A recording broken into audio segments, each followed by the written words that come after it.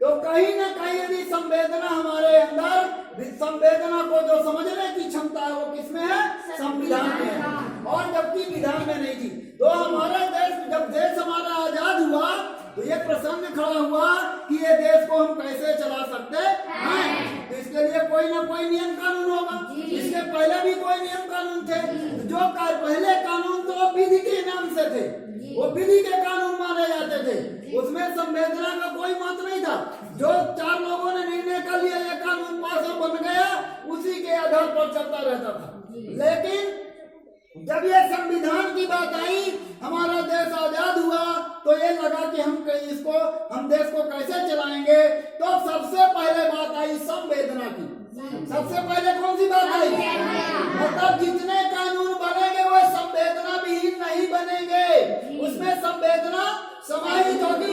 इसीलिए इस संवेदना के कारण ही हमारा जो संविधान वो समता मूलक समाज की कल्पना करता है। मतलब सभी समान हैं, सभी समान हैं, चाहे कोई जाति का हो, कोई वर्ग का हो, चाहे स्त्री हो, चाहे पुरुष हो, सभी जो है ये संवेदना के कारण संविधान के दायरे में सभी एक समान है। तो आज हमें क्यों जानना चाहिए? क्योंकि जो आज क्लास में फ्री पढ़ रहे हो, ये सुविधा मिल रही है, वो किसके तहत मिल रही? संविधान के तहत। किसके तहत मिल रही है? संविधान के तहत मिल रही है।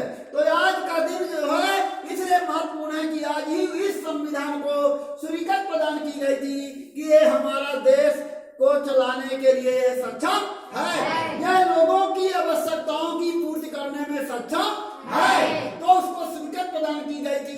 इसलिए 26 नवंबर 1949 के दिन को आप संविधान दिवस के रूप में, हम यादगार के रूप में मनाते हैं।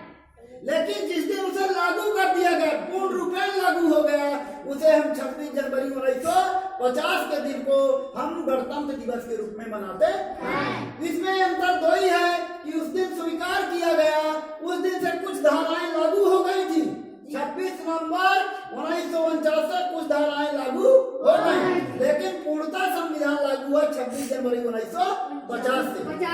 तो जब 26 जनवरी 50 से पूर्णतः लागू हो जाता तो उसे गणतंत्र दिवस कहते हैं, आज को संविधान दिवस। इन दोनों में इतना अंतर है।